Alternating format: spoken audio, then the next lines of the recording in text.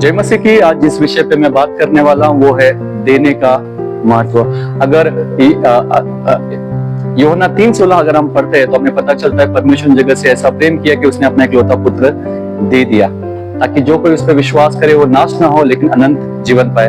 अगर इन वचनों से देना शब्द निकाल दे तो उसका जो उस वैल्यू है उस वचन का वो वैल्यू नहीं रहेगा। तो हमको पता चलता है कि परमेश्वर पिता ने दिया जिसके कारण से मैं और आप बचाए गए। तो एक मसीह होने के नाते हमारे जीवन में देने का महत्व होना चाहिए। और खासकर 2 कुरिन्थियों 9 में हम पढ़े 7 में तो वहां पर लिखा परमेश्वर ऐसे लोगों से प्रसन्न होता है जो हर्ष से देते हैं, जो खुशी से देते हैं। तो एक मसीह होने के नाते, मसीह का चेला होने के नाते परमेश्वर चाहते हैं हम भी देने में हम आगे बढ़े। हमें लगता है कि चर्च मतलब सिर्फ प्रार्थना आराधना है, आना है जाना है, लेकिन देना ठीक है, लेकिन परमेश्वर चाहता है कि हम देने में हम आगे बढ़े। अगर हमारा परमेश्वर देने में आगे है, अगर उसका हृदय देने के बारे में है, तो परमेश्वर चाहता है वही हृदय हमारे अंदर है और हम भी देने में आगे बढ़े। संसार हमें छुपाने के बारे में और चोरी करने के बारे में या अपने बारे में सोचने पर कहता है, स्वार्थी बनने के बारे में वो सिखाता है, लेकिन परमेश्वर का वचन हमें दूसरों के बारे में सोचने के बारे में बताता है। परमेश्वर का वचन हमें सिखाता है कि हम देने में आगे बढ़े,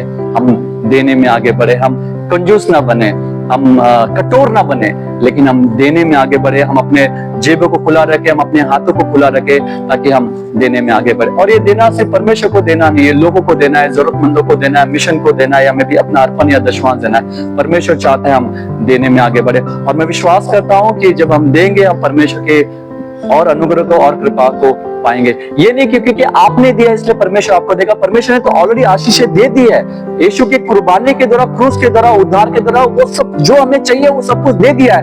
लेकिन उस कुर्बानी के सामने आराधना के रूप में, अपना प्रति उत्तर के रूप में परमेश्वर चाहता है हम भी देने में आगे बढ़े। चाहे वो आराधना हो, प्रार्थना हो, धन्यवाद हो, लोगों को समय देना हो, जो कुछ हमारे पास है हम लोगों से साझा करें ताकि परमेश्वर का स्वभाव, देने वाला स्वभाव हम लोगों को दिखा सके। और मैं विश्वास करता हूं अगर कहीं भी हम कमजोर है, कच्चे हैं देने में, इस वचन के द्वारा प्रभु हमें सिखाए, यीशु का स्वभाव लेकर आए। हम अपने बारे में नहीं सोचे लेकिन हम दूसरों के बारे में सोचे। जिस प्रकार से यीशु मसीह ने क्रूस पर हमारे बारे में सोचा और अपने प्राणों को हमारे लिए दे दिया ताकि हम उद्धार पा सके, पापों की क्षमा पा सके और परमेश्वर के परिवार का भाग बने। मैं विश्वास करता हूं परमेश्वर हमारी मदद करेगा इस शिक्षा के दौरान हम देने में आगे बढ़े। धन्यवाद।